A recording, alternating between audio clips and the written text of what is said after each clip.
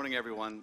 This is the fifth in a series of public hearings the committee will be holding as part of the House of Representatives impeachment inquiry. Without objection, the chair is authorized to declare a recess at any time. There is a quorum present. We will proceed today in the same fashion as our other hearings. I'll make an opening statement, and then Ranking Member Nunes will have the opportunity to make a statement. Then we will turn to our witness for an opening statement, and then to questions. For audience members, we welcome you and respect your interest in being here. In turn, we ask for your respect as we proceed with today's hearing. It is the intention of the committee to proceed without disruptions. As chairman, I'll make all necessary and appropriate steps to maintain order and to ensure the committee is run in accordance with House rules and House resolutions.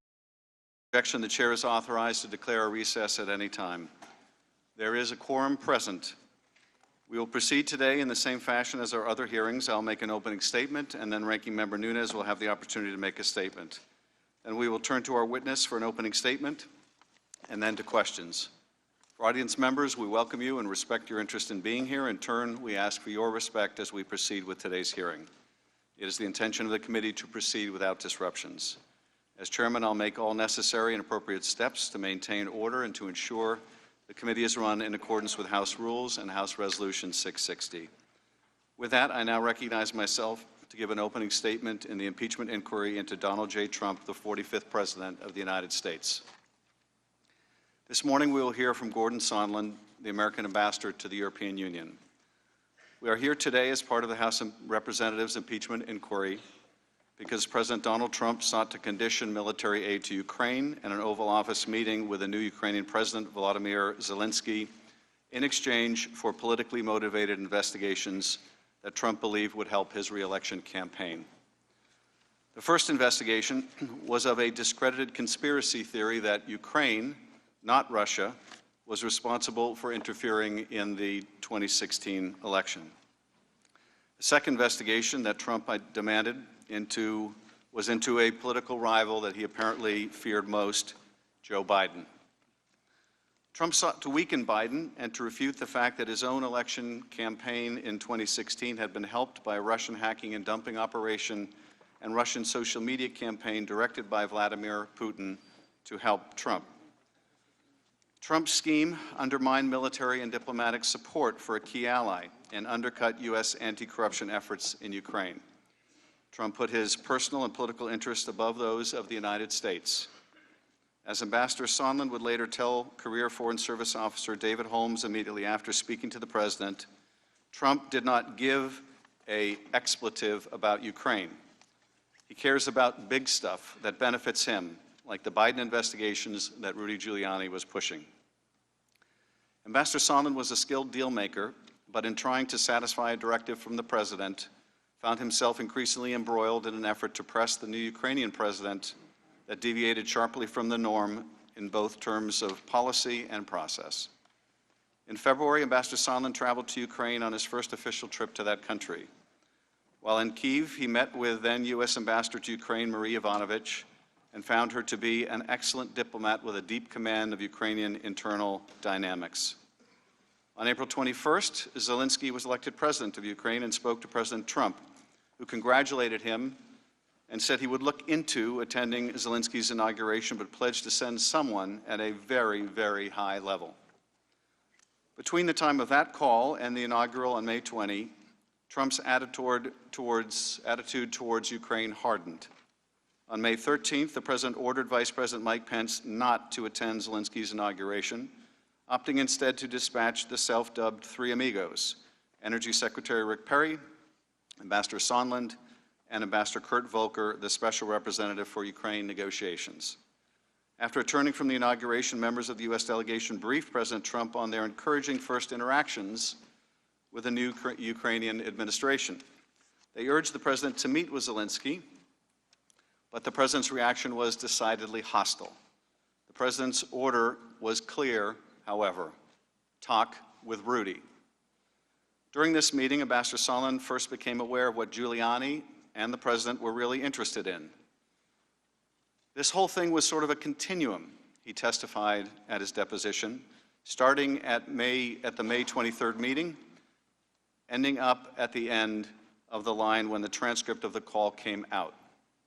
It was a continuum, he would explain, that became more insidious over time.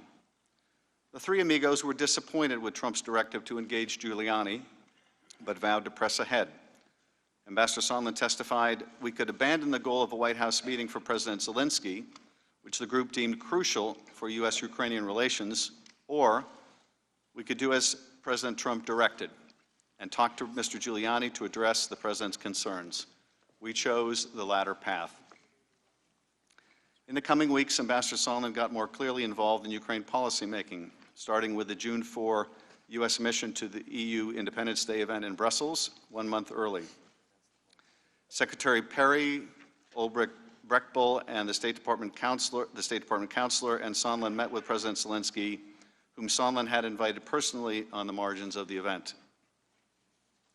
On June 10, 2019, Secretary Perry organized a conference call with Sunland, then National Security Advisor John Bolton, Volker, and others. They reviewed Ukraine's strategy with Bolton and decided that Perry, Sunland, and Volker would assist Ambassador Bill Taylor, the new acting ambassador in Kyiv, on Ukraine, and discuss Trump's desire for Rudy Giuliani to be somehow involved. At the end of the call, according to Sunland, we all felt very comfortable with the strategy moving forward. 2 weeks later, on June 27th, Ambassador Sunland called Taylor to say that, quote, Zelensky needed to make clear to President Trump that he was not standing in the way of investigations. On July 10th, Ambassador Sondland and other U.S. officials met at the White House with a group of U.S. and Ukrainian officials. Participants in the meeting have told us that Ambassador Sondland invoked acting White House Chief of Staff Mick Mulvaney and said that the White House meeting sought by the Ukrainian president with Trump would happen only if Ukraine undertook certain investigations. National Security Advisor Bolton abruptly ended the meeting upon hearing this. Undeterred, Sunland brought the Ukrainian delegation downstairs to another part of the White House and was more explicit. According to witnesses, Ukraine needed to investigate the Bidens or Burisma and the 2016 election interference if they wanted to get a meeting at all.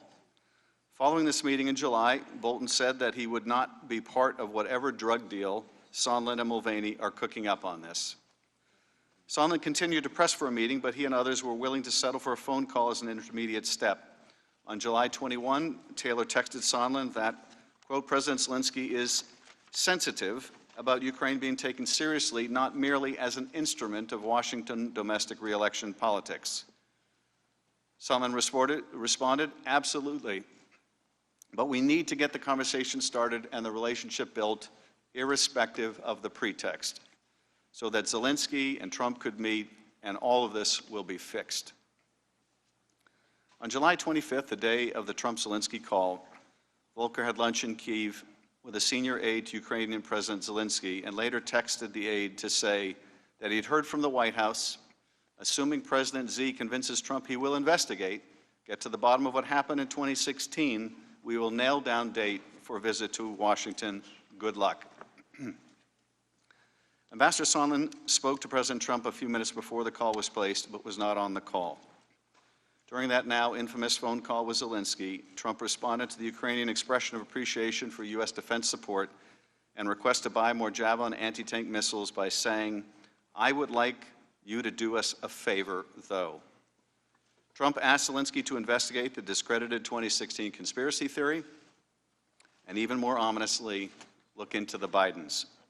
Neither had been part of the official preparatory material for the call, but they were in Donald Trump's personal interest and the interests of his re-election campaign. And the Ukrainian president knew about both in advance, in part because of Ambassador Volker and Ambassador Sondland's efforts to make him aware of what the president was demanding. Around this time, Ambassador Sondland became aware of the suspension of security assistance to Ukraine, which had been announced on a secure interagency video conference on July 18th, telling us that it was extremely odd that nobody involved in making and implementing policy towards Ukraine knew why the aid had been put on hold. During August, Sunland participated in conference calls and text messages with Volker and Giuliani and said that the gist of every call was what was going to go in the press statement. In an August 9 text message with Volker, Sunland stated, I think POTUS really wants the deliverable, which was, according to Sunland, a deliverable public statement that President Trump wanted to see or hear before a White House meeting could happen. On On September 1, Ambassador Sondland participated in Vice President Pence's bilateral meeting with Zelensky in Warsaw, during which Zelensky raised the suspended security assistance. Following that meeting, Sunland approached the senior Ukrainian official to tell him that he believed what could help them move the aid was if the Ukrainian prosecutor general would go to the mic and announce that he was opening the Burisma investigation. Sunland told Taylor that he had made a mistake by telling the Ukrainians that an Oval Office meeting was dependent on a public announcement of investigations. In fact, everything was dependent on such an announcement, including security assistance. But even the announcement by the Prosecutor General would not satisfy the President. On September 7, Sunland spoke to the President and told Tim Morrison and Bill Taylor about the call shortly thereafter. The President said that although this was not a quid pro quo, if President Zelensky did not clear things up in public, we would be at a stalemate. Moreover, an announcement by the Prosecutor General would not be enough. President Zelensky must announce personally that he would open the investigations. Sunland told Taylor that President Trump is a businessman. When a businessman is about to sign a check to someone who owes him something, he said the businessman asked that person to pay up before signing the check. The check referred to here was the U.S. military assistance to Ukraine, and Ukraine had to pay up with investigations. Throughout early September, Volker and Sunland sought to close the deal on an agreement that Zelensky would announce investigations. After Taylor texted Sunland on September 9, 2019, that I think it's crazy to withhold security assistance for help with a political campaign. 16 days later, the transcript of the July 25th call was made public, and the American people learned the truth of how our president tried to take advantage of a vulnerable ally. Now it is up to Congress, as the people's representatives, to determine what response is appropriate. If the president abused his power and invited foreign interference in our elections, if he sought to condition, coerce, extort, or bribe an ally into conducting investigations to aid his re-election campaign, and did so by withholding official acts, a White House meeting, or hundreds of millions of dollars of needed military aid, it will be up to us to decide whether those acts are compatible with the office of the presidency. Finally, I want to say a word about the President and Secretary Pompeo's obstruction of this investigation. We have not received a single document from the State Department, and as Ambassador Sondland's opening statement today will make clear, those documents bear directly on this investigation and this impeachment inquiry. I think we know now, based on a sample of the documents attached to Ambassador Sondland's statement, that the knowledge of this scheme was far and wide, and included, among others, Secretary of State Pompeo, as well as the Vice President. We can see why Secretary Pompeo and President Trump have made such a concerted and across-the-board effort to obstruct this investigation and this impeachment inquiry. And I will just say this, they do so at their own peril. I remind the President that Article 3 of the impeachment articles drafted against President Nixon was his refusal to obey the subpoenas of Congress. And with that, I recognize Ranking Member Nunes for any remarks that he would wish to make. Thank the gentleman. As we learned last night, story time last night, we get story time first thing this morning. Ambassador Sunland, welcome. Glad you're here. Well, I'm really not glad you're here, but welcome to the fifth day of this circus. As I've noted before, the Democrats on this committee spent 3 years accusing President Trump of being a Russian agent. In March 2018, after a year-long investigation, Intelligence Committee Republicans issued a 240-page report describing in detail how the Russians meddled in the 2016 elections and making specific recommendations to improve our election security.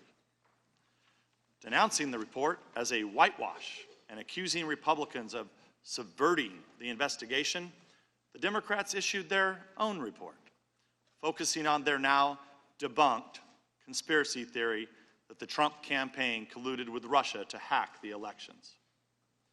Notably, the Democrats vowed at the time to present a further, quote, comprehensive report, unquote, after they finished their investigation into Trump's treasonous collusion with Russia.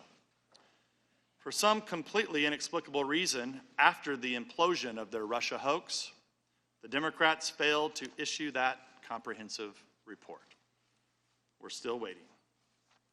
This episode shows how the Democrats have exploited the Intelligence Committee for political purposes for 3 years, culminating in these impeachment hearings and their mania to attack the president. No conspiracy theory is too outlandish for the Democrats. Time and time again, they floated the possibility of some far-fetched malfeasance by Trump, declared the dire need to investigate it, and then suddenly dropped the issue and moved on to their next asinine theory. A sampling of their accusations and insinuations includes these. Trump is a longtime Russian agent, as described in the Steele dossier. The Russians gave Trump advance access to emails stolen by the DNC and the Hillary Clinton campaign. The Trump campaign based some of its activities on these stolen documents. Trump received nefarious materials from the Russians through a Trump campaign aide. Trump laundered Russian money through real estate deals. Trump was blackmailed by Russia through his financial exposure with Deutsche Bank. Trump had a diabolical plan to build a Trump Tower in Moscow.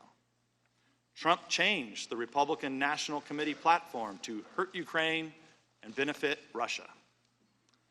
The Russians laundered money through the NRA for the Trump campaign. Trump's son-in-law lied about his Russian contacts while obtaining his security clearance. It's a long list of charges, all false, and I could go on and on and on, but I'll spare you for these moments. Clearly, these ludicrous accusations don't reflect committee members who are honestly searching for the truth. They are the actions of partisan extremists who hijacked the Intelligence Committee, transformed it into the Impeachment Committee, abandoned its core oversight functions, and turned it into a beachhead for ousting an elected president from office. You have to keep that history in mind as you consider the Democrats' latest catalog of supposed Trump outrages. Granted, a friendly call with the Ukrainian president wouldn't seem to rise to the same level as being a Russian agent, but the Democrats were running out of time. If they waited any longer, their impeachment circus would intervene with their own candidates' 2020 campaigns. So you have to give them points for creativity in selling this absurdity as an impeachable offense. All this explains why the Democrats have gathered zero Republican support in the House of Representatives for their impeachment crusade. In fact, the vote we held was a bipartisan vote against this impeachment inquiry. Speaker Pelosi, Chairman Schiff, and Chairman Nadler, the key figures behind this impeachment crusade, all proclaimed that impeachment is so damaging to the country that it can only proceed with bipartisan support. Are those declarations suddenly no longer true? Did impeachment become less divisive? Of course not. They know exactly what kind of damage they're inflicting on this nation, but they've passed the point of no return. After 3 years of preparation work, much of it spearheaded by the Democrats on this committee, using all the tools of Congress to accuse, investigate, indict, and smear the president, they stoked a frenzy amongst their most fanatical supporters that they can no longer control. Ambassador Sondland, you are here today to be smeared.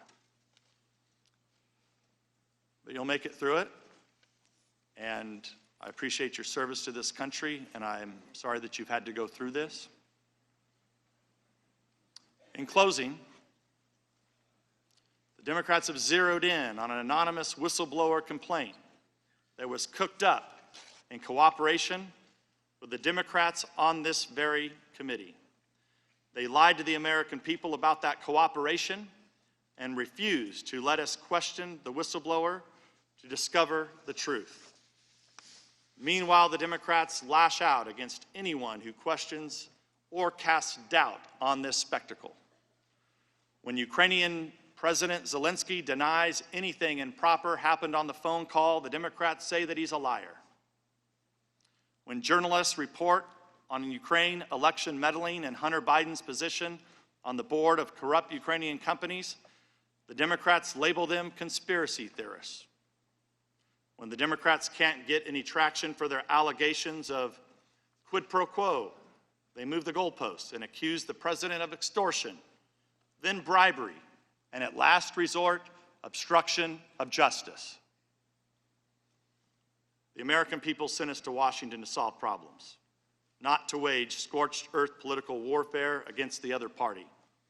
This impeachment is not helping the American people. It's not a legitimate use of taxpayer dollars, and it's definitely not improving our national security.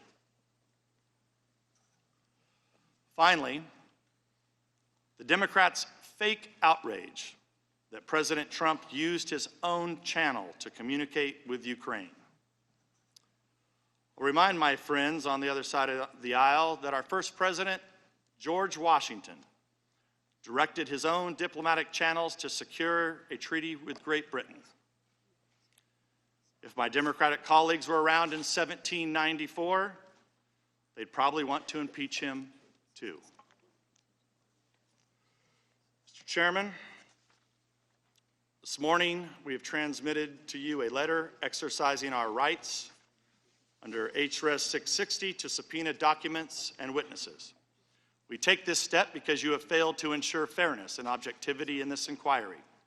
As such, we need to subpoena Hunter Biden and the whistleblower for closed-door depositions, as well as relevant documents from the DNC, Hunter Biden's firm, Rosemont Zeneca, and the whistleblower. In the interest of some basic level of fairness, we expect you to concur with these subpoenas. And I'll submit that letter for the record and yield back the balance of my time. I thank the gentleman.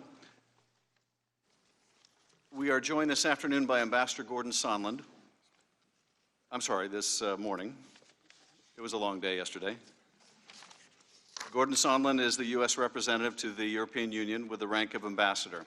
Before joining the State Department, Ambassador Sunland was the founder and CEO of Providence Hotels, a national owner and operator of full-service hotels.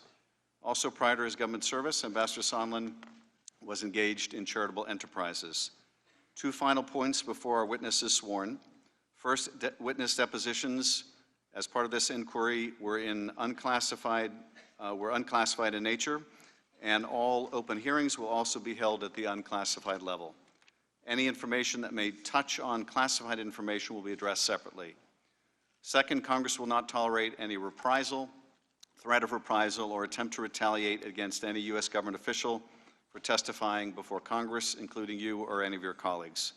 If you would please rise and raise your right hand, I will begin by swearing you in. Do you swear or affirm that the testimony you are about to give is the truth, the whole truth, and nothing but the truth, so help you God?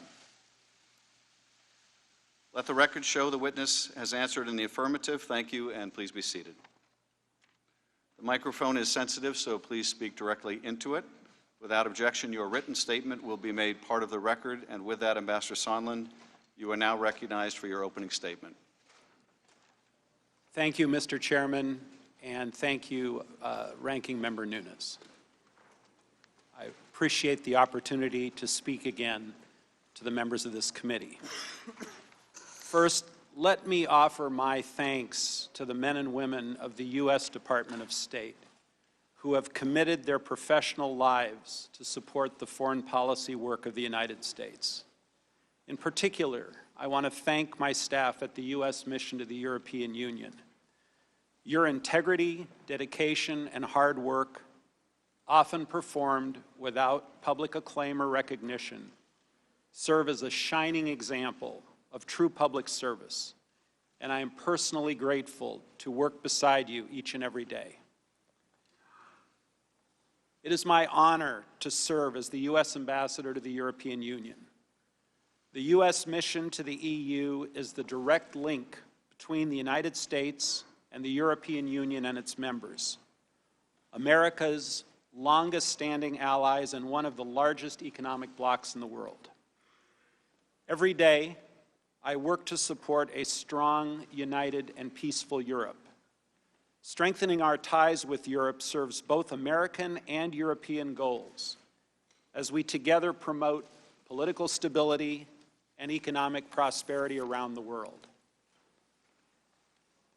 I expect that few Americans have heard my name before these events, so before I begin my substantive testimony, please let me share some of my personal background. My parents fled Europe during the Holocaust.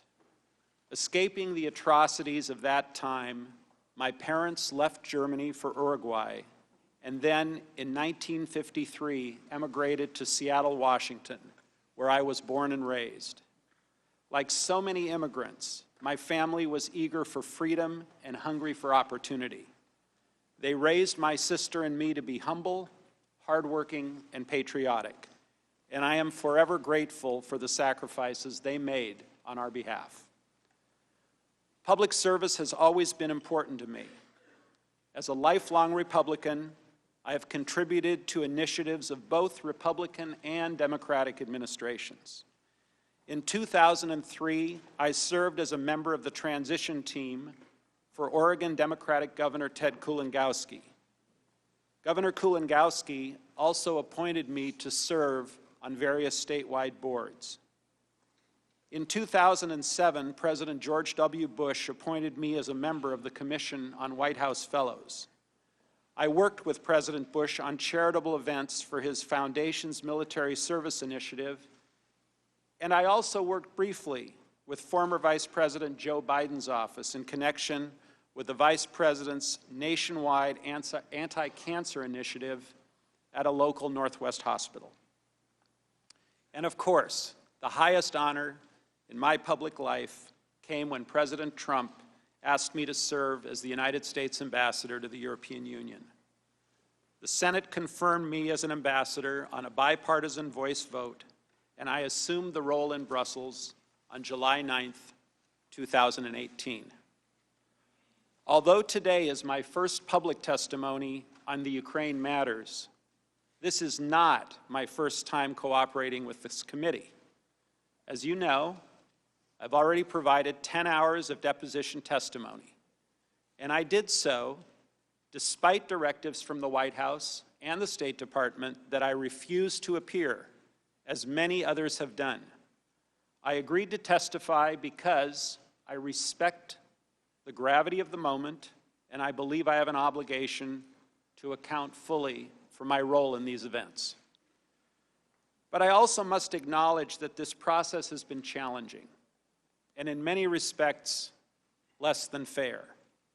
I have not had access to all of my phone records, State Department emails, and many, many other State Department documents. And I was told I could not work with my EU staff to pull together the relevant files and information. Having access to the State Department materials would have been very helpful to me in trying to reconstruct with whom I spoke and met, and when and what was said. As ambassador, I've had hundreds of meetings and calls with individuals, but I'm not a note taker or a memo writer. Never have been.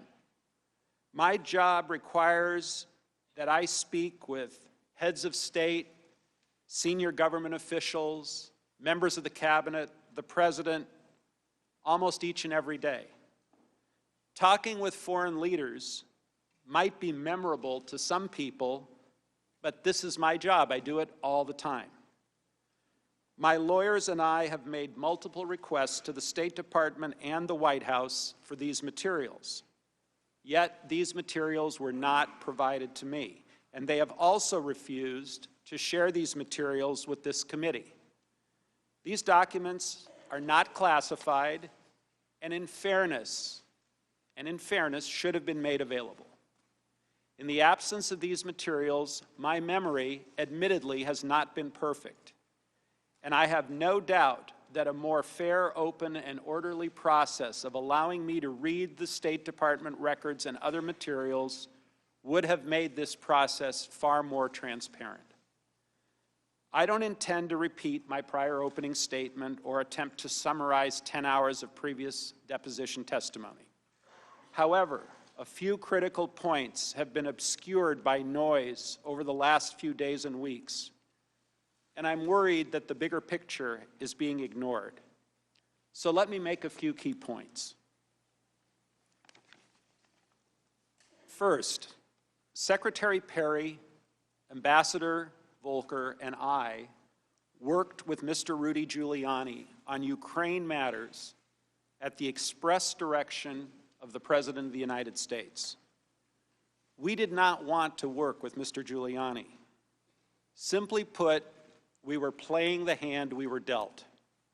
We all understood that if we refused to work with Mr. Giuliani, we would lose a very important opportunity to cement relations between the United States and Ukraine. So we followed the President's orders. Second, although we disagreed with the need to involve Mr. Giuliani, at the time we did not believe that his role was improper. As I previously testified, if I had known of all of Mr. Giuliani's dealings or his associations with individuals, some of whom are now under criminal indictment, I personally would not have acquiesced to his participation. Still, given what we knew at the time, what we were asked to do did not appear to be wrong. Third, let me say, precisely because we did not think that we were engaging in improper behavior, we made every effort to ensure that the relevant decision makers at the National Security Council and the State Department knew the important details of our efforts. The suggestion that we were engaged in some irregular or rogue diplomacy is absolutely false. I have now identified certain State Department emails and messages that provide contemporaneous support for my view.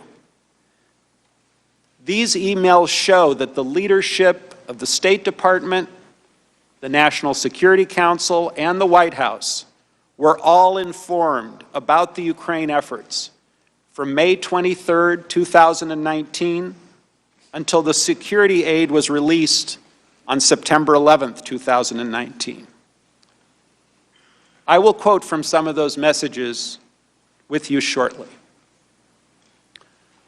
Fourth, as I testified previously, Mr. Giuliani's requests were a quid pro quo for arranging a White House visit for President Zelensky. Mr. Giuliani demanded that Ukraine make a public statement announcing the investigations of the 2016 election, DNC server, and Burisma. Mr. Giuliani was expressing the desires of the President of the United States, and we knew these investigations were important to the President. Fifth, in July and August of 2019, we learned that the White House had also suspended security aid to Ukraine. I was adamantly opposed to any suspension of aid. I was adamantly opposed to any suspension of aid, as the Ukrainians needed those funds to fight against Russian aggression. I tried diligently to ask why the aid was suspended, but I never received a clear answer. Still haven't to this day. In the absence of any credible explanation for the suspension of aid, I later came to believe that the resumption of security aid would not occur until there was a public statement from Ukraine committing to the investigations of the 2016 elections and Burisma, as Mr. Giuliani had demanded. I shared concerns of the potential quid pro quo regarding the security aid with Senator Ron Johnson, and I also shared my concerns with the Ukrainians. Finally, at all times, I was acting in good faith. I was acting in good faith. As a presidential appointee, I followed the directions of the president. We worked with Mr. Giuliani because the president directed us to do so. We had no desire to set any conditions. We had no desire to set any conditions on the Ukrainians. Indeed, my own personal view, which I shared repeatedly with others, was that the White House and security assistance should have proceeded without preconditions of any kind. We were working to overcome the problems, given the facts as they existed. Our only interest, and my only interest, was to advance long-standing U.S. policy and to support Ukraine's fragile democracy. Now let me provide additional details specifically about Ukraine and my involvement. First, my very first days as ambassador to the EU, which was starting back in July of 2018, Ukraine has featured prominently in my broader portfolio.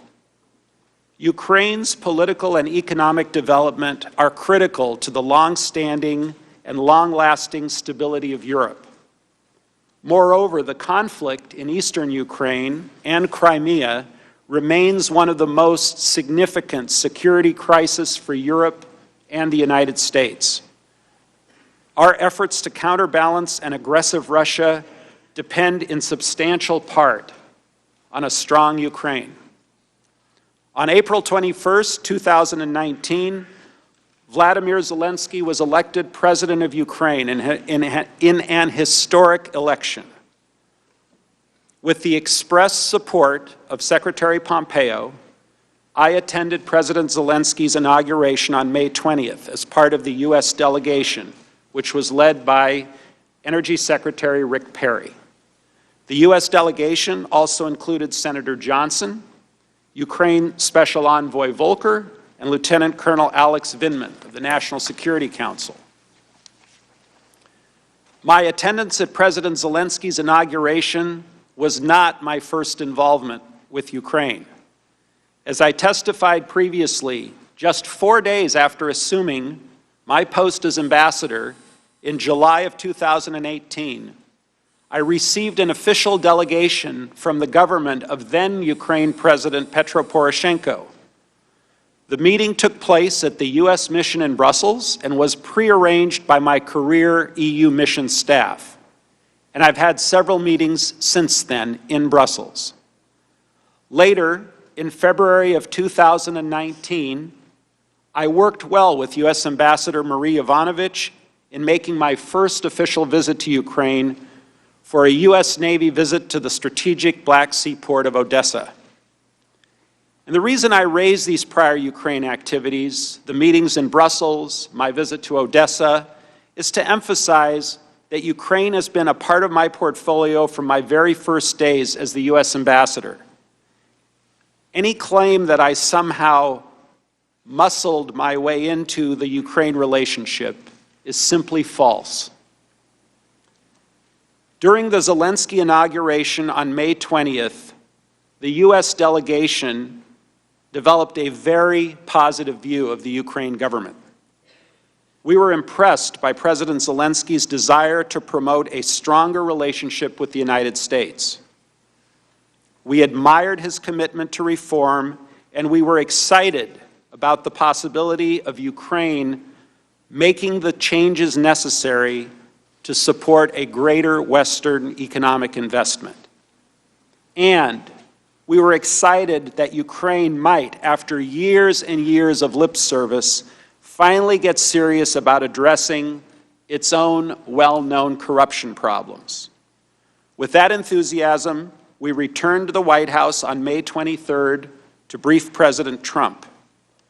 We advised the President of the strategic importance of Ukraine and the value of strengthening the relationship with President Zelensky. To support this reformer, we asked the White House for two things. First, a working phone call between Presidents Trump and Zelensky, and second, a working Oval Office visit. In our view, both were vital to cementing the U.S.-Ukraine relationship, demonstrating support for Ukraine in the face of Russian aggression, and advancing broader U.S. foreign policy interests.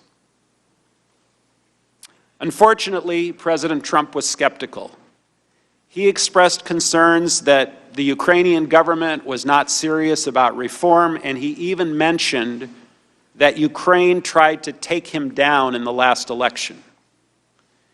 In response to our persistent efforts in that meeting to change his views, President Trump directed us to, quote, talk with Rudy. We understood that talk with Rudy meant talk with Mr. Rudy Giuliani, the president's personal lawyer. Let me say again, we weren't happy with the president's directive to talk with Rudy. We did not want to involve Mr. Giuliani. I believed then, as I do now, that the men and women of the State Department, not the president's personal lawyer, should take responsibility for Ukraine matters. Nonetheless, based on the president's direction, we were faced with a choice. We could abandon the efforts to schedule the White House phone call and a White House visit between Presidents Trump and Zelensky, which was unquestionably in our foreign policy interest, or we could do as President Trump had directed and talk with Rudy. We chose the latter course, not because we liked it, but because it was the only constructive path open to us. Over the course of the next several months, Secretary Perry, Ambassador Volker, and I were in communication with Mr. Giuliani. Secretary Perry volunteered to make the initial calls with Mr. Giuliani, given their prior relationship. Ambassador Volker made several of the early calls and generally informed us of what was discussed. I first communicated with Mr. Giuliani in early August, several months later. Mr. Giuliani emphasized that the president wanted a public statement from President Zelensky committing Ukraine to look into the corruption issues. Mr. Giuliani specifically mentioned the 2016 election, including the DNC server, and Burisma as two topics of importance to the president. We kept the leadership of the State Department and the NSC informed of our activities, and that included communications with Secretary of State Pompeo, his counselor Ulrich Brechtbull, his executive secretary Lisa Kenna, and also communications with Ambassador Bolton, Dr. Hill, Mr. Morrison, and their staff at the NSC. They knew what we were doing and why. On July 10, 2019, senior Ukrainian national security officials met with Ambassador Bolton, Ambassador Volker, Dr. Hill, Secretary Perry, myself, and several others in Washington, D.C. During that meeting, we all discussed the importance of the two action items I identified earlier. One, a working phone call, and two, a White House meeting between Presidents Trump and Zelensky. From my perspective, the July 10th meeting was a positive step toward accomplishing our shared goals. While I am now aware of accounts of the meeting from Dr. Hill and Lieutenant Colonel Vindman, their recollections of those events simply don't square with my own, or with those of Ambassador Volker or Secretary Perry. I recall mentioning the prerequisite of investigations before any White House call or meeting, but I do not recall any yelling or screaming or abrupt terminations as others have said. Instead, after the meeting, Ambassador Bolton walked outside with our group, and we all took some great pictures together outside on the White House lawn. More important, those recollections of protests do not square with the documentary record of our interactions with the NSC in the days and weeks that followed. We kept the NSC apprised of our efforts, including, specifically, our efforts to secure a public statement from the Ukrainians that would satisfy President Trump's concerns. For example, on July 13th, and this is 3 days after that July 10th meeting, I emailed Tim Morrison. He had just taken over Dr. Hill's post as the NSC Eurasia Director, and I met him that day for the first time. I wrote to Mr. Morrison with these words: "The call between Zelensky and POTUS, President of the United States, should happen before 7/21, which is the parliamentary elections in Ukraine. Sole purpose is for Zelensky to give POTUS assurances of new sheriff in town, corruption ending, unbundling moving forward, and I emphasize, any hampered investigations will be allowed to move forward transparently. Goal is for POTUS to invite him to Oval. Volker, Perry, Bolton, and I strongly recommend." Mr. Morrison acknowledged and said thank you, and specifically noted that he was tracking these issues. Again, there was no secret regarding moving forward and the discussion of investigations. Moreover, I've reviewed other State Department documents, some of which are not currently in the public domain, detailing Mr. Giuliani's efforts.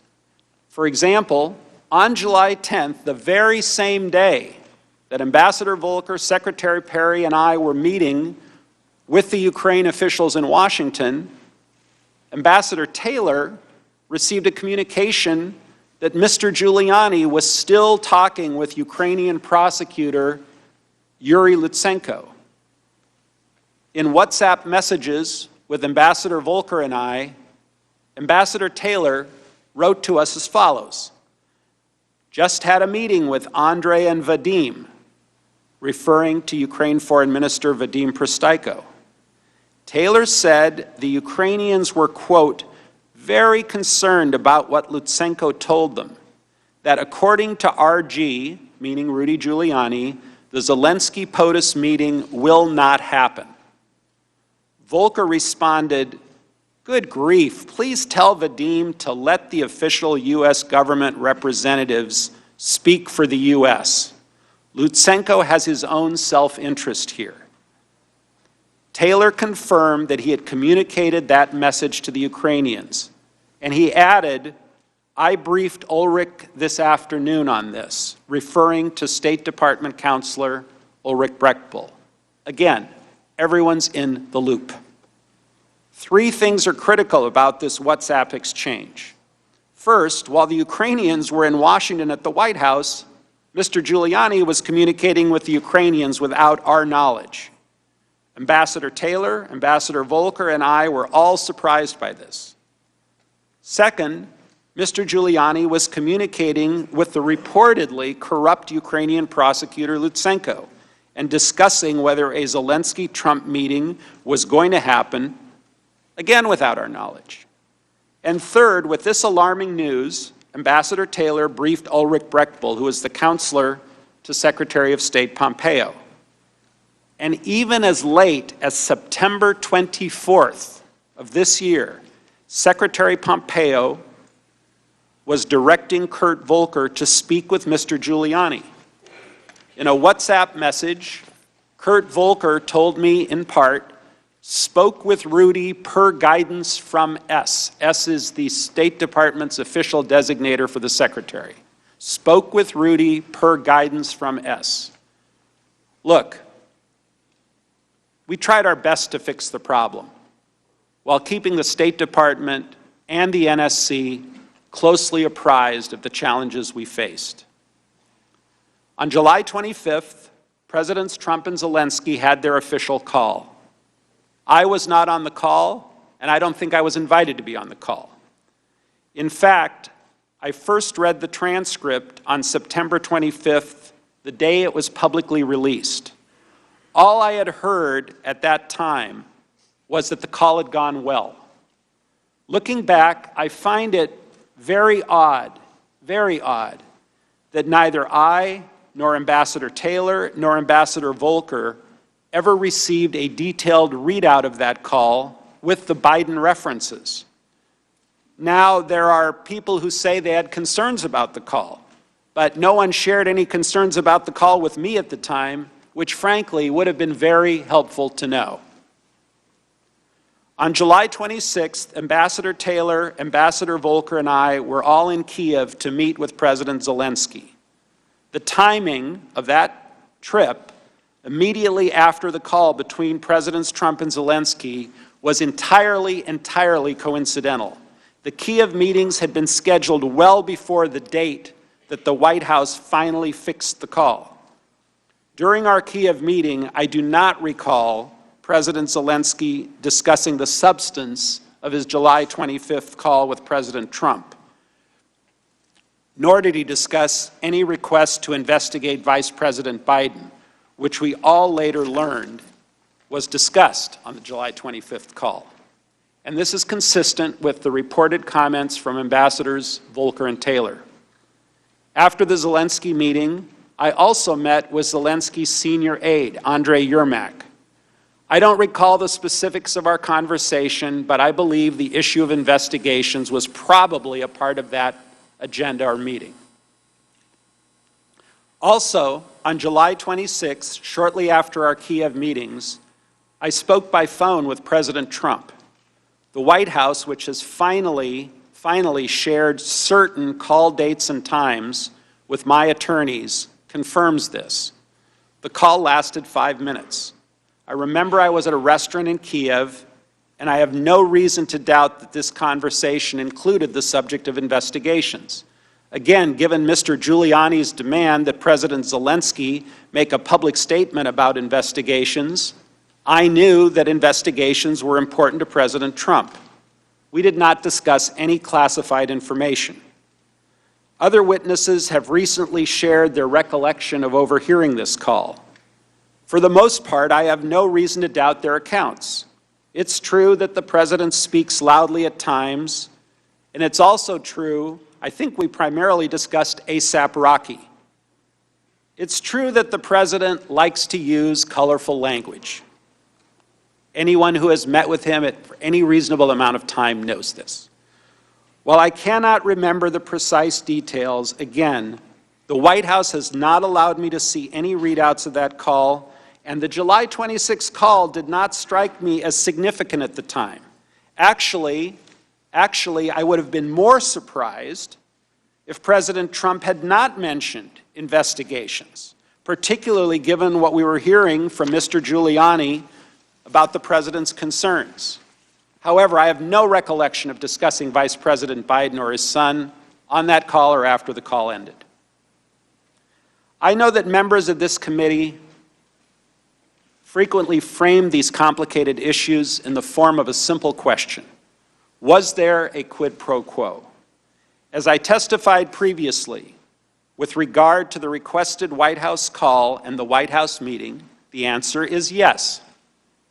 Mr. Giuliani conveyed to Secretary Perry, Ambassador Volker, and others that President Trump wanted a public statement from President Zelensky committing to investigations of Burisma and the 2016 election. Mr. Giuliani expressed those requests directly to the Ukrainians, and Mr. Giuliani also expressed those requests directly to us.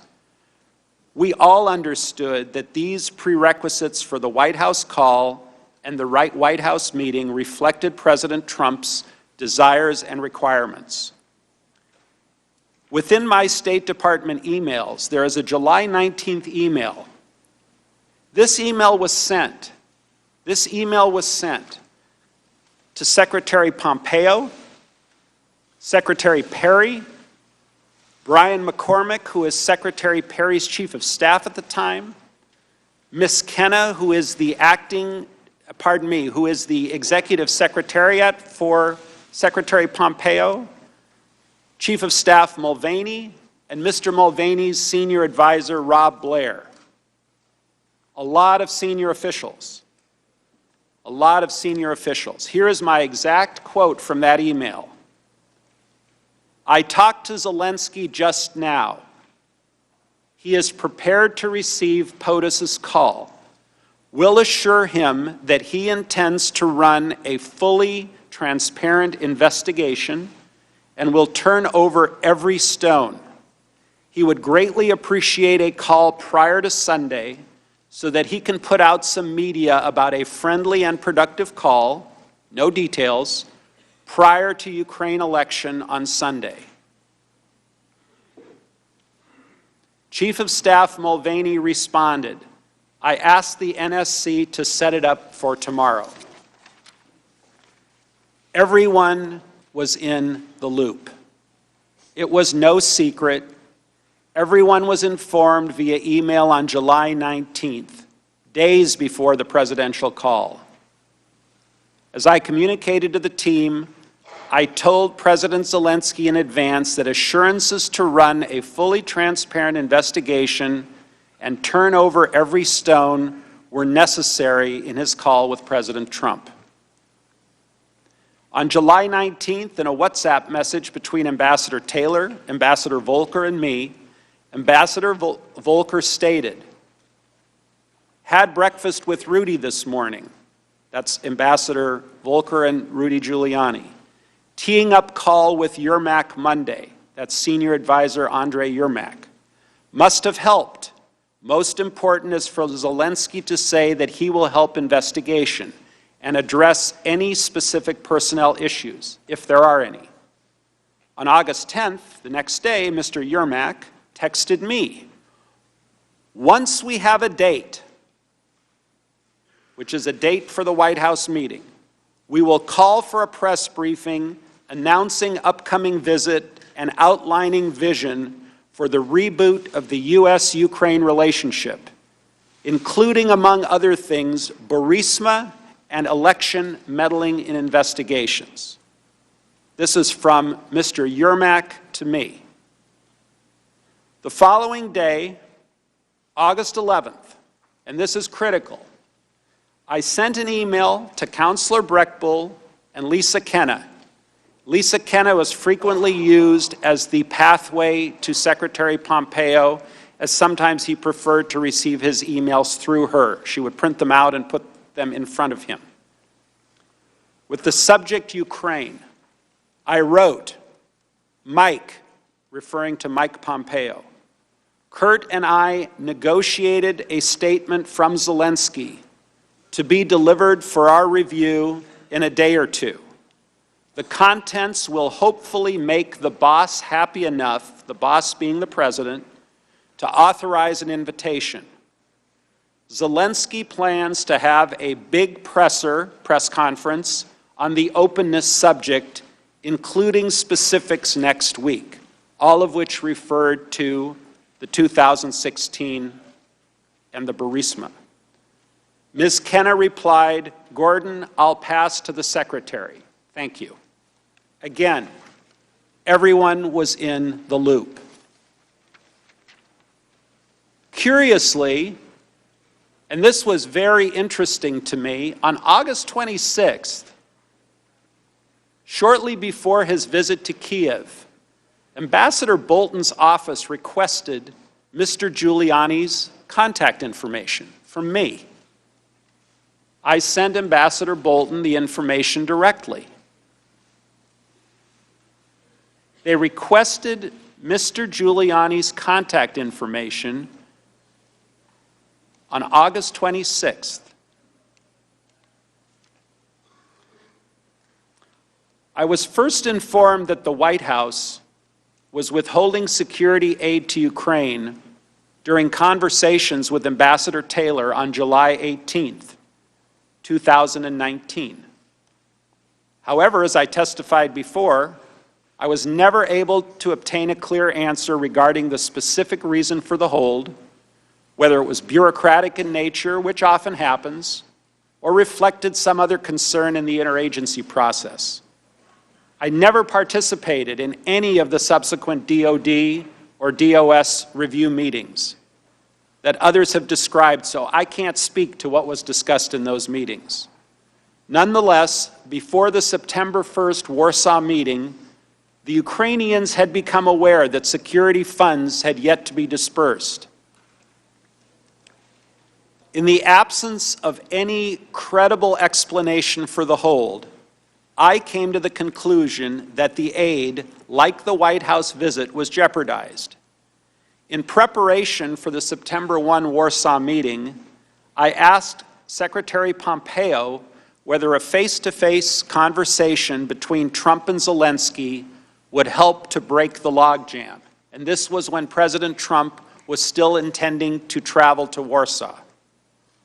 Specifically, on August 22nd, I emailed Secretary Pompeo directly, copying Secretary Kenna. I wrote, and this is my email to Secretary Pompeo, should we block time in Warsaw for a short pull-aside for POTUS to meet Zelensky?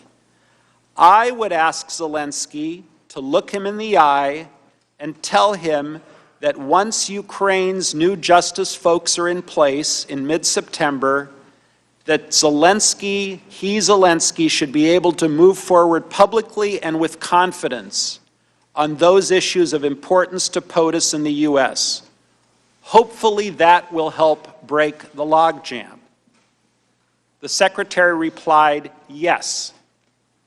I followed up the next day asking to get 10 to 15 minutes on the Warsaw schedule for this. I said we'd like to know when it's locked so that I can tell Zelensky and brief him.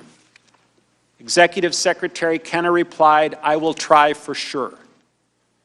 Moreover, given my concerns about the security aid, I have no reason to dispute that portion of Senator Johnson's recent letter in which he recalls conversations he and I had on August 30th.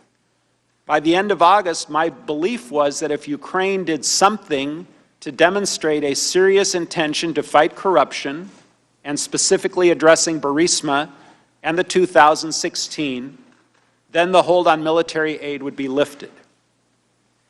There was a September 1st meeting with President Zelensky in Warsaw. Unfortunately, President Trump's attendance at the Warsaw meeting was canceled due to Hurricane Dorian. Vice President Pence attended instead. I mentioned to Vice President Pence before the meetings with the Ukrainians that I had concerns that the delay in aid had become tied to the issue of investigations. I recall mentioning that before the Zelensky meeting.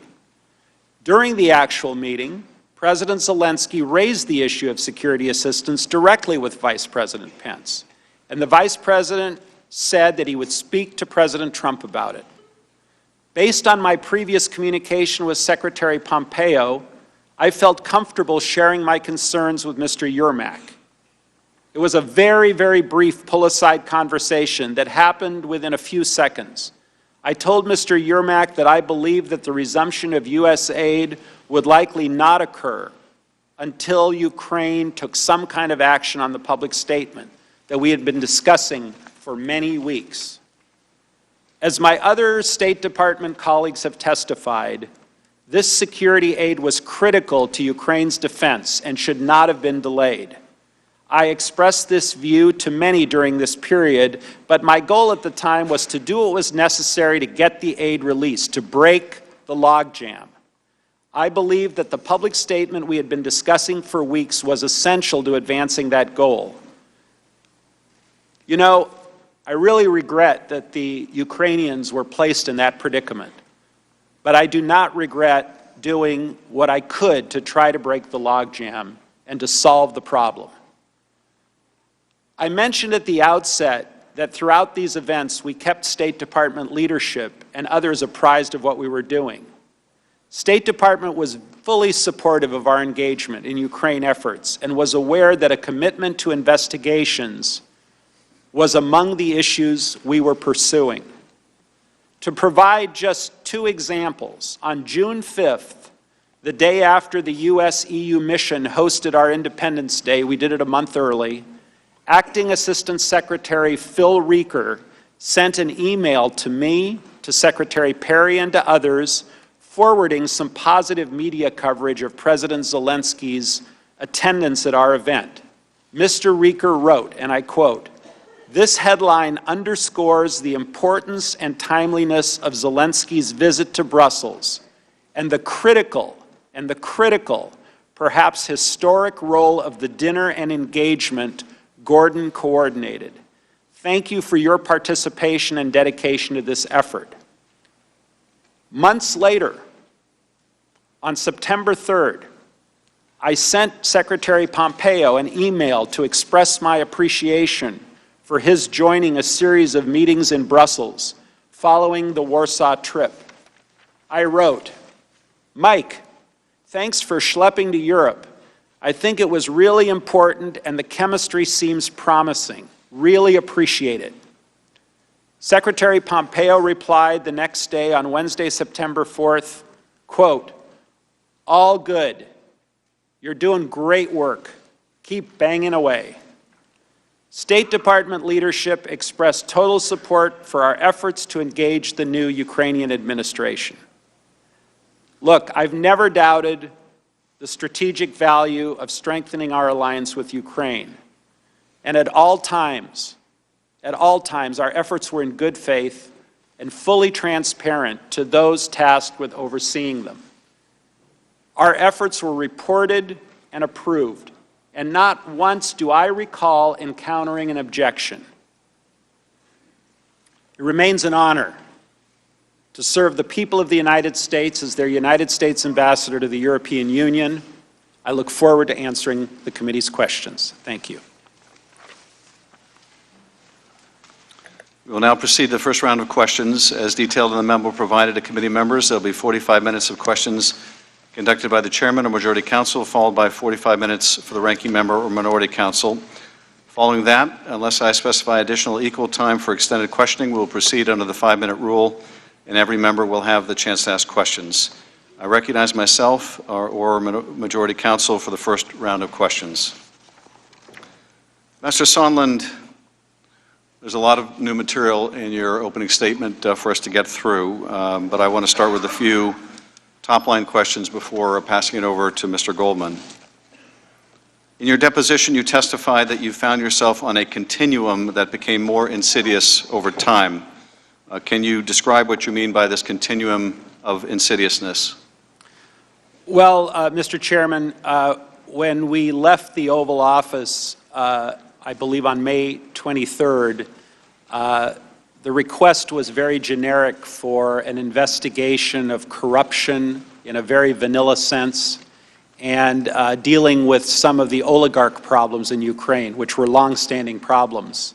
And then as time went on, more specific items got added to the menu, including the Burisma and 2016 election meddling specifically, the DNC server specifically. And over this continuum, it became more and more difficult to secure the White House meeting because more conditions were being placed on the White House meeting. And then, of course, on July 25th, although you were not privy to the call, another condition was added, that being the investigation of the Bidens. I was not privy to the call, and I did not know that the condition of investigating the Bidens was a condition. Correct. You saw that in the call record, correct? It was not in any record I received. But when you did see. I saw that in September, correct. So on this continuum, the beginning of the continuum begins on May 23rd when the President instructs you to talk to Rudy? Correct. And you understood that as a direction by the President that you needed to satisfy the concerns that Rudy Giuliani would express to you about what the President wanted in Ukraine?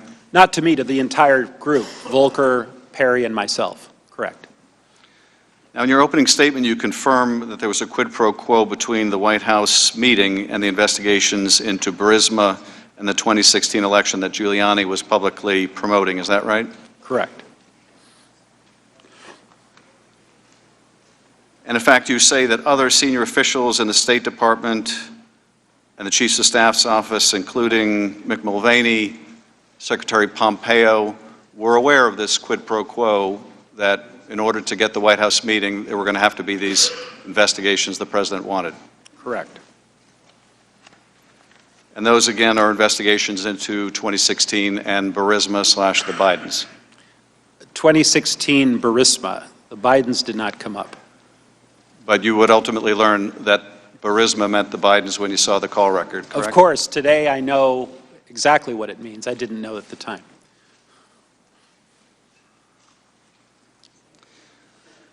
And then on July 26th, you confirm you did indeed have the conversation with President Trump from a restaurant in Kyiv that David Holmes testified about last week. Is that right? Correct. And you have no reason to doubt Mr. Holmes' recounting of your conversation with the President? The only part of Mr. Holmes' recounting that I take exception with is I do not recall mentioning the Bidens. That did not enter my mind. It was Burisma in 2016 elections. You have no reason to believe that Mr. Holmes would make that up, if that's what he recalls you saying? You have no reason to question that, do you? I don't recall saying Biden. I never recall saying Biden. But the rest of Mr. Holmes' recollection is consistent with your own? Well, I can't testify as to what Mr. Holmes might or might not have heard through the phone. I don't know how he heard the conversation. Are you familiar with this testimony? Vaguely, yes. And the only exception you take is to the mention of the name Biden? Correct.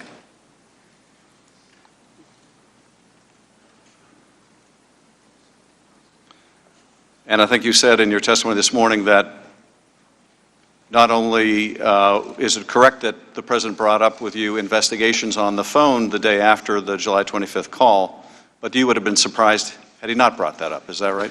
Right, because we had been hearing about it from Rudy, and we presumed Rudy was getting it from the President. So it seemed like a logical conclusion.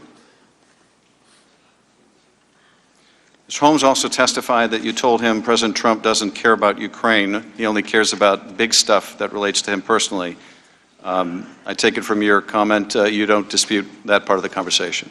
Well, he made that clear in the May 23rd meeting that he was not particularly fond of Ukraine, and we had a lot of heavy lifting to do to get him to engage. So you don't dispute that part of Mr. Holmes' recollection? No.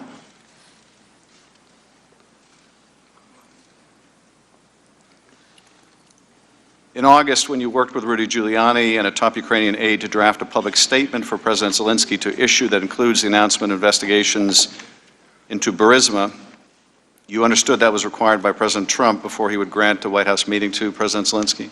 That's correct. And the Ukrainians understood that as well? I believe they did. And you informed Secretary Pompeo about that statement as well? I did. Later in August, you told Secretary Pompeo that President Zelensky would be prepared to tell President Trump that his new justice officials would be able to announce matters of interest to the President, which could break the logjam. When you say matters of interest to the President, you mean the investigations that President Trump wanted. Is that right? Correct. And that involved 2016 and Burisma or the Bidens? 2016 and Burisma.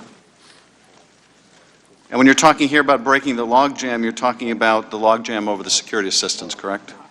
I was talking logjam generically because nothing was moving. But that included the security assistance, did it not? Correct.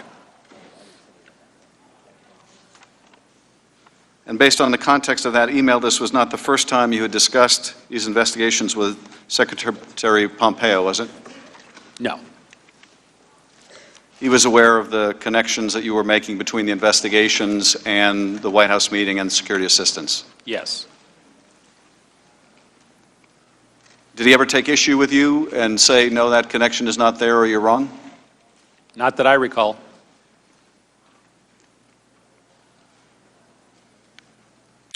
Now, you mentioned that you also had a conversation with Vice President Pence before his meeting with President Zelensky in Warsaw, and that you raised the concern you had as well that the security assistance was being withheld because of the President's desire to get a commitment from Zelensky to pursue these political investigations.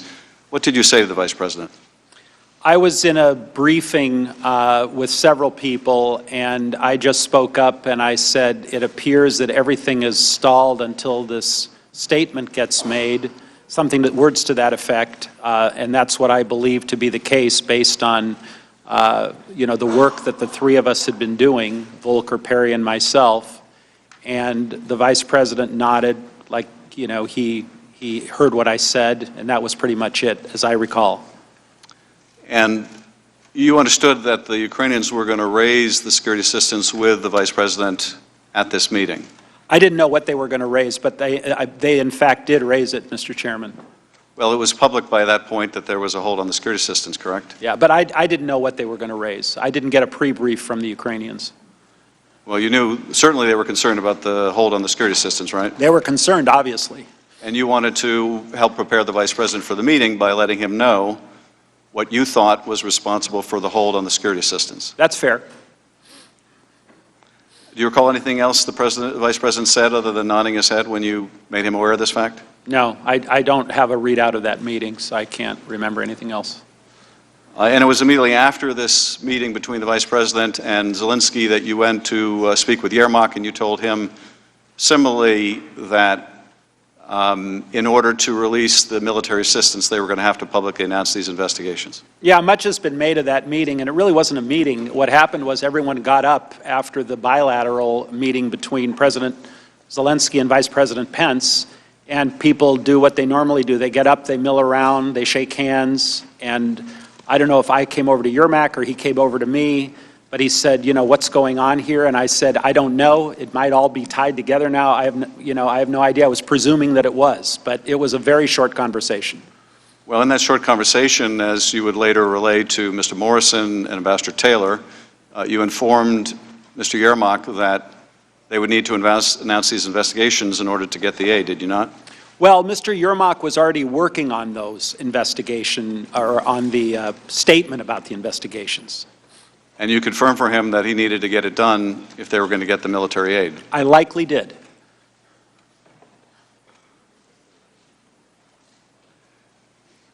Mr. Morrison and Ambassador Taylor have also related a conversation you had with the President following the Warsaw meeting, in which the President relayed to you that there was no quid pro quo, but nevertheless, unless Zelensky went to the mic and announced these investigations, there would be a stalemate over the aid. Is that correct? That's correct. And that was an accurate reflection of your discussion with the President? Well, that email was not artfully written, I'm the first to admit.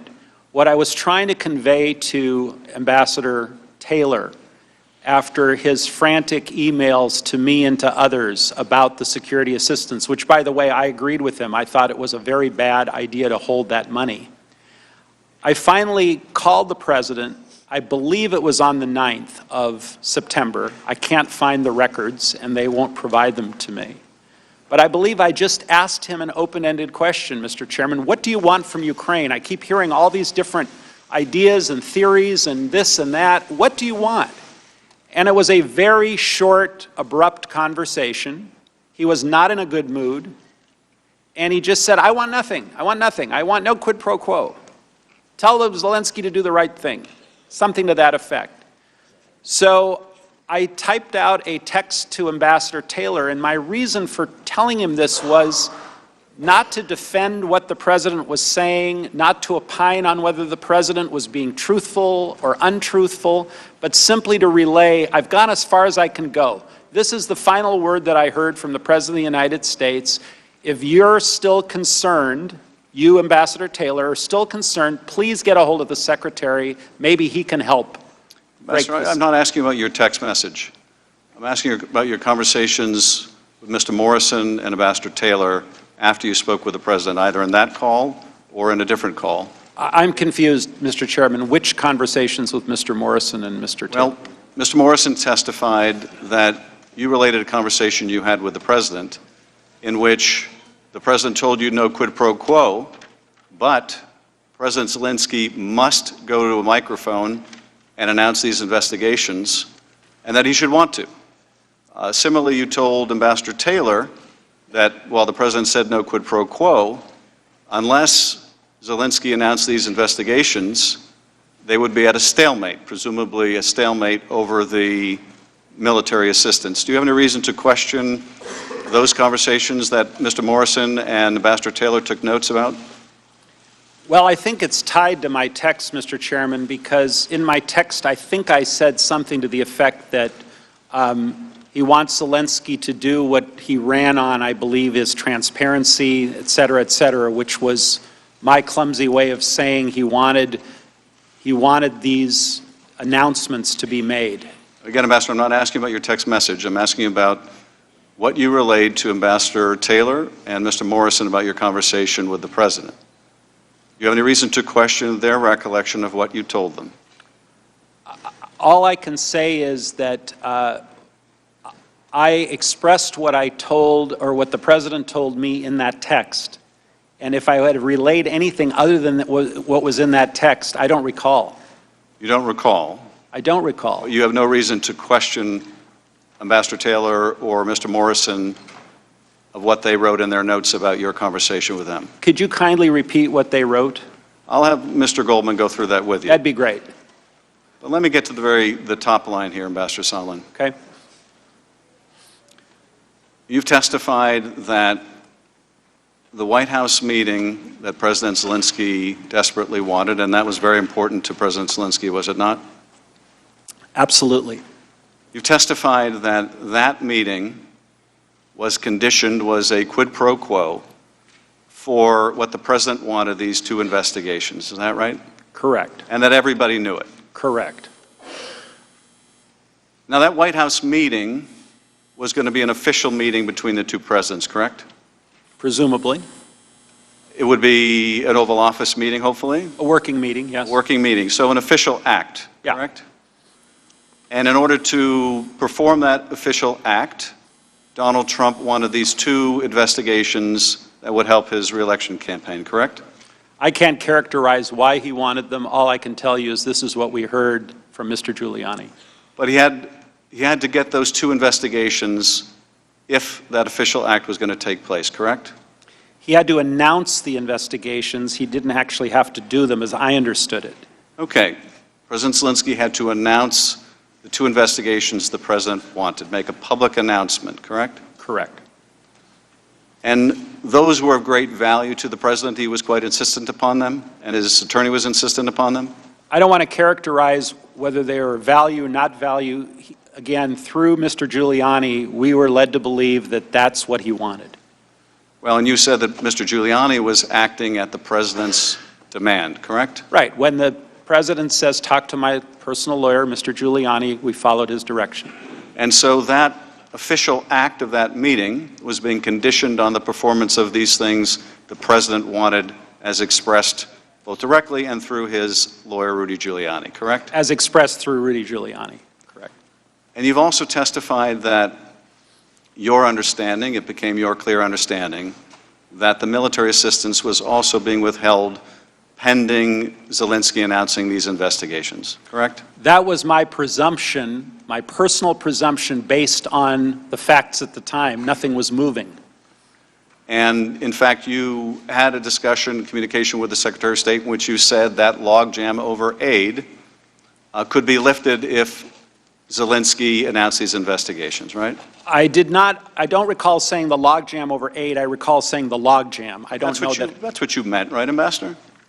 I meant that whatever was holding up the meeting, whatever was holding up our deal with Ukraine, I was trying to break. Again, I was presuming. Well, here's what you said in your testimony a moment ago. Okay. Page 18. But my goal at the time was to do what was necessary to get the aid released, to break the logjam. Okay, that's still your testimony, right? Yeah. So the military aid is also an official act, am I right? Yes. This is not President Trump's personal bank account he's writing a check from. This is $400 million of U.S. taxpayer money, is it not? Absolutely. And there was a logjam in which the President would not write that U.S. check, you believed, until Ukraine announced these two investigations the President wanted, correct? That was my belief. Mr. Goldman. Thank you, Mr. Chairman. In your opening statement, Ambassador Sondland, you detailed the benefits that you have gained from obtaining some additional documents over the past few weeks. Is that right? In terms of refreshing my recollection, that's Right, because reviewing these documents has helped you to remember the events that we're asking about. Is that correct? correct. Because you acknowledge, of course, that when you can place a document and a date and a context, it helps to jog your memory. That's correct. And so you would agree that for people unlike yourself who take notes, that that is very helpful to their own recollection of events, right? I think you asked your question backwards. Are you saying people that take notes, it's helpful to have those documents, or people that don't take notes, it's helpful to have those documents? No, no. You are not a note taker, right? I'm not a note taker, never have been. But you would agree that people who do take contemporaneous notes generally are more able to remember things than people who don't. Some, yes. And there are additional documents that you've been unable to obtain, is that right?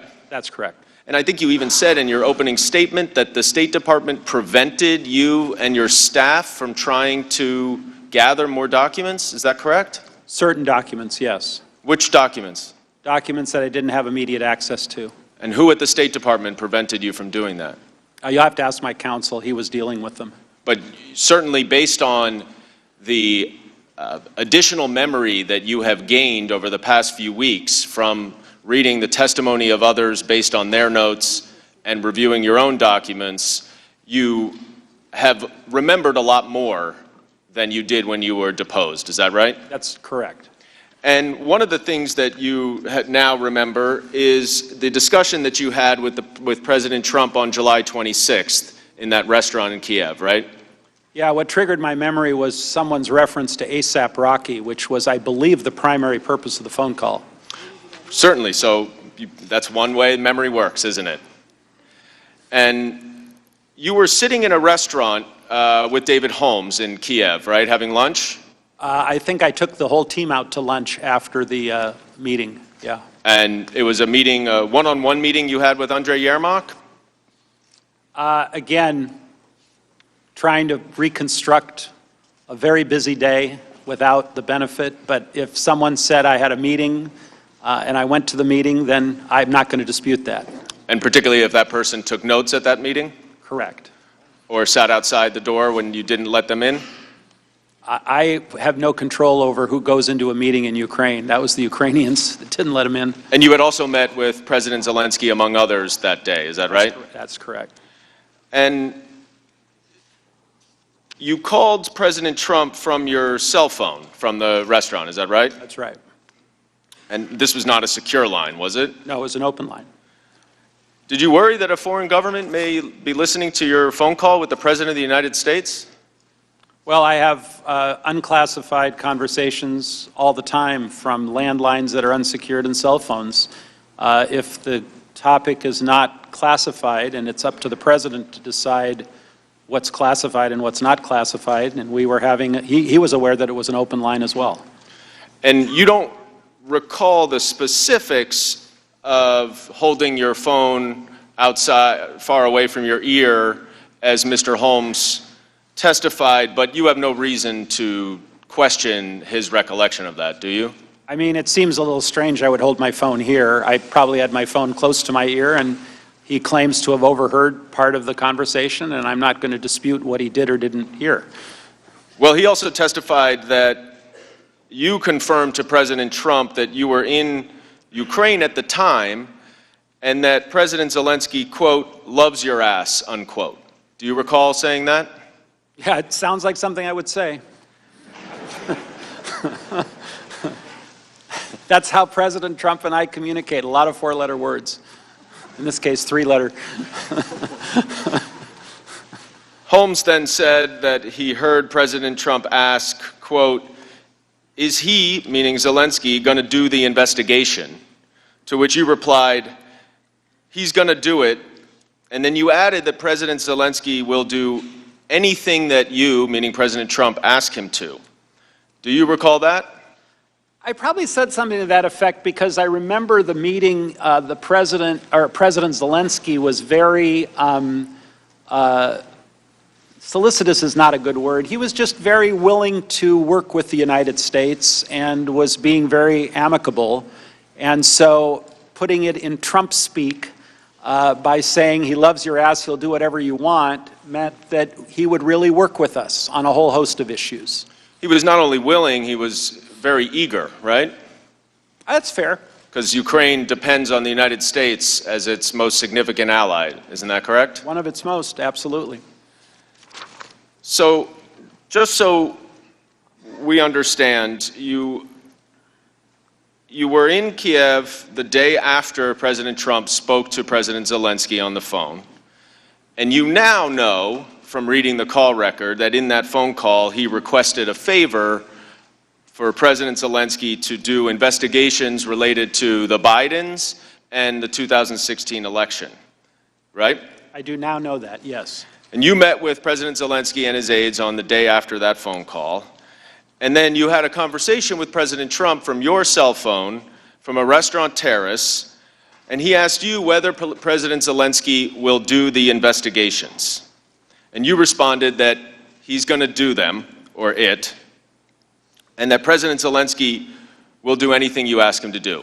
Is that an accurate recitation of what happened there? It could have been words to that effect. I don't remember my exact response. But you don't have any reason to dispute Mr. Holmes' recollection, correct? I won't dispute it, but again, I don't recall. After you hung up with the president, Mr. Holmes testified about a conversation that you and he had where he says that you told Mr. Holmes that the president does not care about Ukraine, but the president used the more colorful language, including a four-letter word that you just referenced. Do you recall saying that to Mr. Holmes? Again, I don't recall my exact words, but clearly the president, beginning on May 23rd, when we met with him in the Oval Office, was not a big fan. But he was a big fan of the investigations. Apparently so. And in fact, Mr. Holmes said that you said that President Trump only cares about the, quote, big stuff that benefits himself. Is that something that you would have said at the time? I don't think I would have said that. I would have honestly said that he was not a big fan of Ukraine, and he wants the investigations that we had been talking about for quite some time to move forward. That's what I would have said, because that's the fact. Mr. Holmes also remembers that you told him, in giving an example of the big stuff, the Biden investigation that Rudy Giuliani was pushing. Do you recall that? I don't. I recall Burisma, not Biden. But do you recall saying, at least referring to an investigation that Rudy Giuliani was pushing? Is that something that you likely would have said? I would have, yes. Now, even if you don't recall specifically mentioning the Biden investigation to David Holmes, we know that it was certainly on President Trump's mind. Because just the day before, in his call with President Zelensky, he mentions specifically the Biden investigation. And I want to show you that exhibit, or that excerpt from the call on July 25th, where President Trump says, the other thing, there's a lot of talk about Biden's son, that Biden stopped the prosecution, and a lot of people want to find out about that. So whatever you can do with the Attorney General would be great. Biden went around bragging that he stopped the prosecution, so if you can look into it, it sounds horrible to me.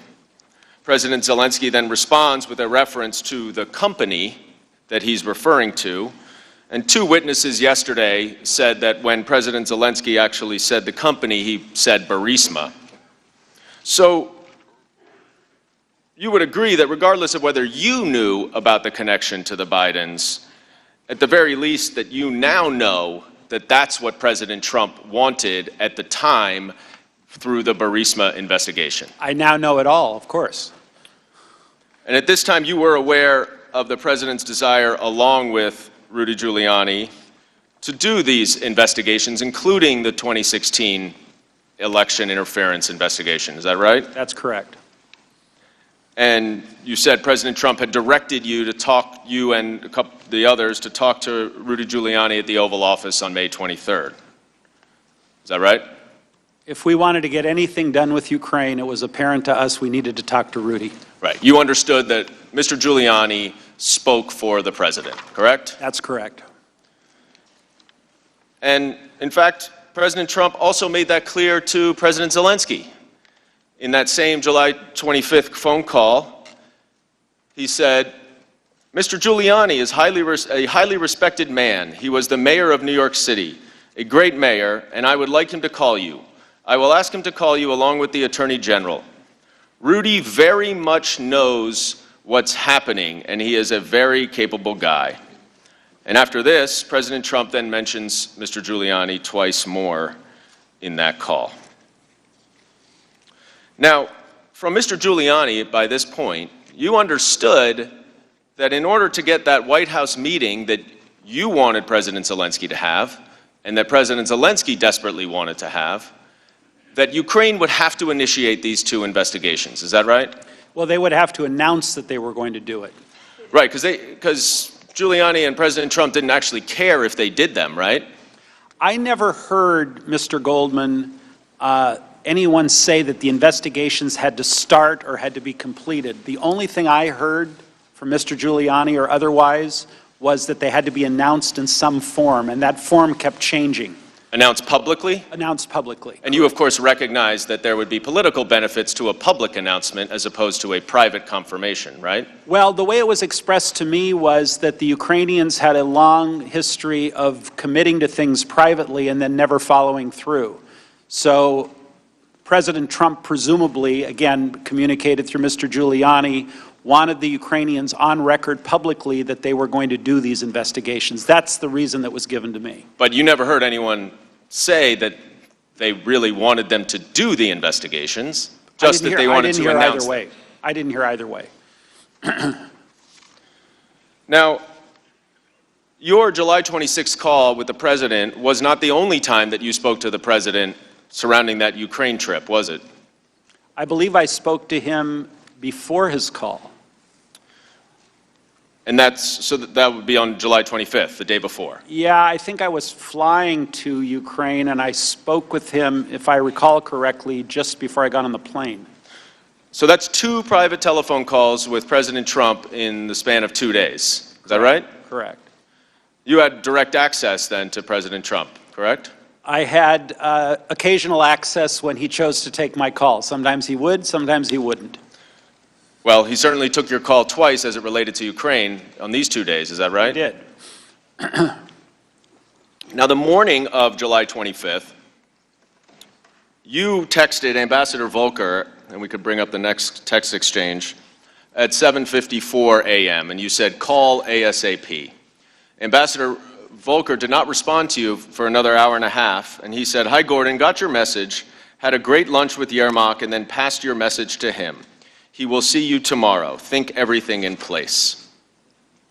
Volker, though, an hour before that, and about a half an hour before the phone call, had texted Andrei Yermak, a top aide for President Zelensky. And he wrote, good lunch, thanks. Heard from White House. Assuming President Z convinces Trump he will investigate, get to the bottom of what happened in 2016, we will nail down date for visit to Washington. Good luck, see you tomorrow. Ambassador Sondland, was this message that Kurt Volker passed to Andrei Yermak the message you left for Kurt Volker on that voicemail that he referenced? You know, I don't remember, Mr. Goldman, but it very well could have been. You don't have any reason to think it wasn't, right? Again, I honestly don't remember, but seems logical to me. And if Ambassador Volker testified that he did get that message from you, you have no reason to doubt that, No, if right? he testified that he got that message from me, then I would concur with that. So is it fair to say that this message is what you received from President Trump in that phone call that morning? Again, if he testified to that, to refresh my own memory, then yes, likely I would have received that from President Trump. But the sequence certainly makes sense, right? Yeah, it does. You talked to President Trump, you told Kurt Volker to call you, you left a message for Kurt Volker. Kurt Volker sent this text message to Andrei Yermak to prepare President Zelensky, and then President Trump had a phone call where President Zelensky spoke very similar to what was in this text message, right? Right. And you would agree that the message in this that is expressed here is that President Zelensky needs to convince Trump that he will do the investigations in order to nail down the date for a visit to Washington, D.C. Is that correct? That's correct.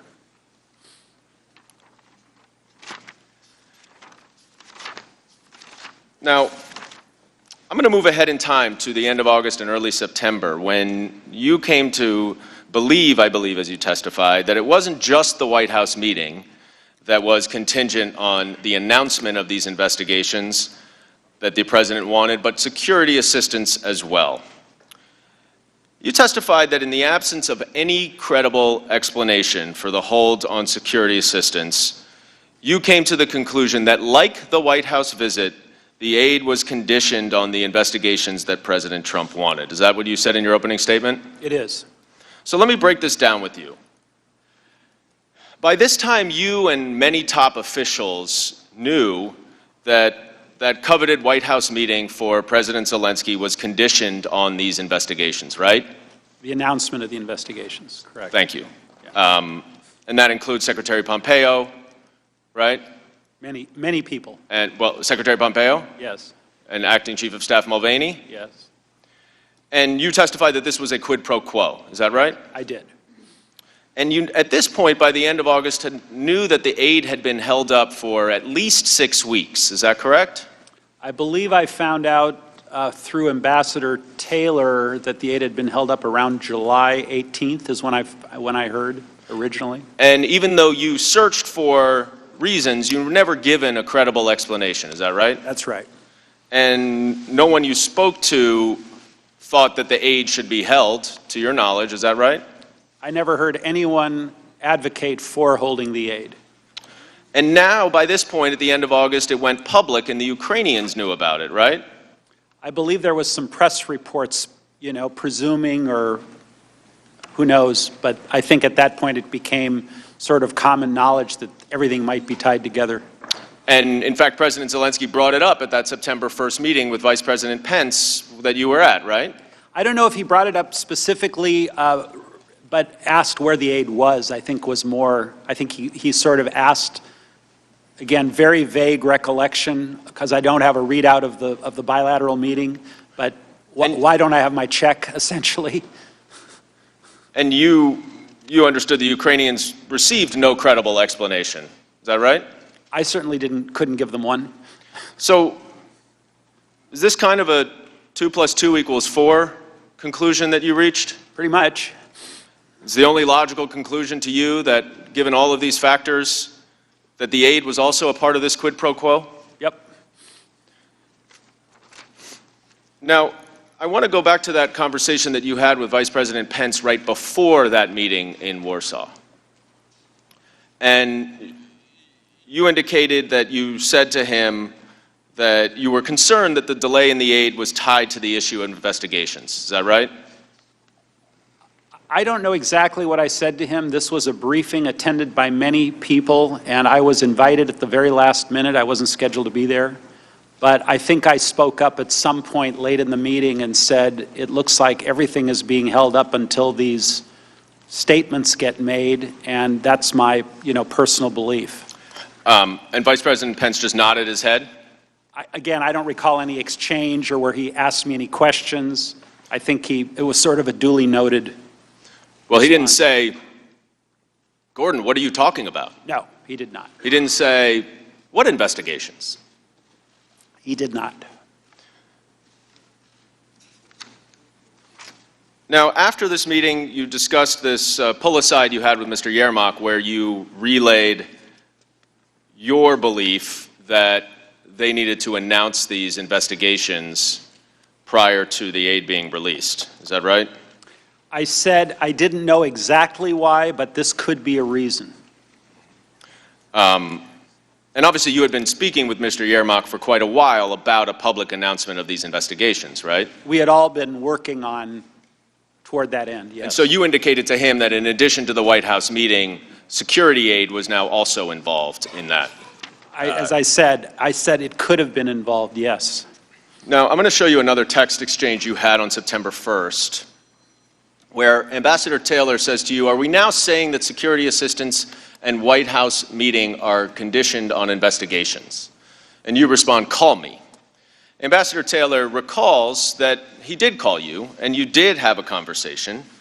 And in that conversation, you told Ambassador Taylor that the announcement of these investigations by President Zelensky needed to be public, and that that announcement was conditioned on, that announcement would ultimately release the aid. Do you recall that conversation with Ambassador Taylor? Again, my conversation with Ambassador Taylor, my conversation with Senator Johnson were all my personal belief, just based on, as you put it, 2 + 2 = 4. Well, in his testimony, Ambassador Taylor says that you said that President Trump had told you that he wanted President Zelensky to state publicly as of September 1st. Do you have any reason to doubt Ambassador Taylor's testimony, which he said was based on his meticulous contemporaneous notes? President Trump never told me directly that the aid was conditioned on the meetings. The only thing we got directly from Giuliani was that the Burisma and 2016 elections were conditioned on the White House meeting. The aid was my own personal guess, based again on your analogy, 2 + 2 = 4. So you didn't talk to President Trump when Ambassador Taylor says that that's what you told him? Is that your testimony here? My testimony is I never heard from President Trump that aid was conditioned on an announcement of elections. So you never heard those specific words? Correct. Right? But Never heard those words. And well, let's move ahead, because you have another conversation in a little bit later that both Tim Morrison and Ambassador Taylor recount. But in this September 1st conversation, Ambassador Taylor also testified under oath that you said that President Trump wanted Zelensky in a public box. Do you recall using that expression? Yeah, it goes back to my earlier comment that, again, coming from the Giuliani source, because we didn't discuss this specifically with President Trump, that they wanted whatever commitments Ukraine made to be made publicly so that they would be on the record and be held more accountable, whatever those commitments were. You also testified, or Ambassador Taylor rather, testified that you told him that you had made a mistake in telling the Ukrainians that only the White House meeting was conditioned on the announcement of the investigations, and that in fact everything was, including the security assistance. Do you remember saying that? When I referenced a mistake, what I recall was I thought that a statement made by the new Ukrainian prosecutor that these investigations would be started up again or commenced would be sufficient to satisfy Mr. Giuliani/President Trump. As I recall, my mistake was someone came back through Volker or otherwise and said, no, it's not going to do if the prosecutor makes these statements. The president wants to hear it from Zelensky directly. That's the mistake I think I made. Do you have any reason to question Ambassador Taylor's testimony based on his meticulous and careful contemporaneous notes? I'm not going to question or not question. I'm just telling you what I believe I was referring to. Let me fast forward a week and show you another text exchange which may help refresh your recollection. On September 8th, you sent a text to Ambassador Taylor and Ambassador Volker. Can you read what you wrote there? Guys, multiple convos with Zelensky, POTUS, let's talk. And so this was September 8th at 11:20 in the morning. And Ambassador Taylor responds immediately, "Now is fine with me." And if we could go to the next exchange. Ambassador Taylor then 15 minutes later says, "Gordon and I just spoke," or 20 minutes later rather, "I can brief you if you and Gordon don't connect," speaking to Ambassador Volker. Then Ambassador Taylor an hour later says, "The nightmare is they give the interview and don't get the security assistance. The Russians love it, and I quit." You would agree that in this text message, after you had spoken an hour earlier with Ambassador Taylor, that he is linking the security assistance to this interview, this public announcement by President Zelensky. Is that right? Absolutely. And in fact, Ambassador Taylor testified that you did have a conversation with him at that point, and he did, and that you told him that, just as your text message indicates, you did have a conversation with President Trump prior to that text message. Does that help to refresh your recollection that you, in fact, spoke to President Trump at that time? Again, I don't recall President Trump ever talking to me about any security assistance, ever. What this tells me, refreshing my memory, is that by the 8th of September, it was abundantly clear to everyone that there was a link and that we were discussing the chicken and egg issue of should the Ukrainians go out on a ledge and make the statement that President Trump wanted them to make, and then they still don't get their White House visit and their aid. That would be really bad for our credibility. I think that's what he was referring to. So you do acknowledge you spoke to President Trump as you indicated in that text, right? If I said I did, I did. And that after that conversation, you were still under the impression that the aid was contingent on these public announcements. I did not get that from President Trump, but I was under the impression that absolutely it was contingent. Well, you weren't dissuaded then, right? Because you still thought that the aid was conditioned on the public announcement of the investigations after speaking to President Trump. By September 8th, I was absolutely convinced it was. And President Trump did not dissuade you of that in the conversation that you acknowledge you had with him. I don't ever recall, because that would have changed my entire calculus. If President Trump had told me directly, I'm not That's not what I'm asking, Ambassador Sondland. I'm just saying, you still believed that the security assistance was conditioned on the investigation after you spoke to President Trump. Yes or no? From a time frame standpoint, yes. Now, Ambassador Taylor also testified that, and Mr. Morrison, both of them testified, that you told them that President Trump said there was no quid pro quo, which you also included in that text message that you referred. But then you went on, and they had slight variations as to what you told them, but then you said that to Ambassador Taylor that President Zelensky himself, not the prosecutor general, needed to clear things up in public or there would be a stalemate. And Mr. Morrison recounted something similar. You don't have any reason to doubt that both of their very similar recollections of the conversations they had with you, do you, Ambassador Sondland? Let me break that down, Mr. Goldman. The text, as I said, about the no quid pro quo was my effort to respond to Ambassador Taylor's concerns, to go to President Trump. Apparently, Ambassador Taylor had access to Secretary Pompeo. He did not have access to President Trump. So I made the phone call. I said, what do you want? President Trump responded with what I put in the text. And then I strongly encouraged Ambassador Taylor to take it up with the Secretary. And he responded, I agree, when I said that. As far as the other part of your question relating to whether or not the prosecutor could make the statement or Zelensky could make the statement, I don't recall who told me, whether it was Volker, whether it was Giuliani, or whether it was President Trump, it's got to be Zelensky, it can't be the prosecutor. But that's what I relayed. Whoever I got that information from, I relayed that to, I believe, both Ambassador Taylor and to Mr. Morrison. But as of September 9th, you understood, did you not, that President Trump, either himself or through his agents, required that President Zelensky make a public announcement of the two investigations that President Trump cared about in order to get both the White House meeting and to release the security assistance. Is that correct? I believe that is correct.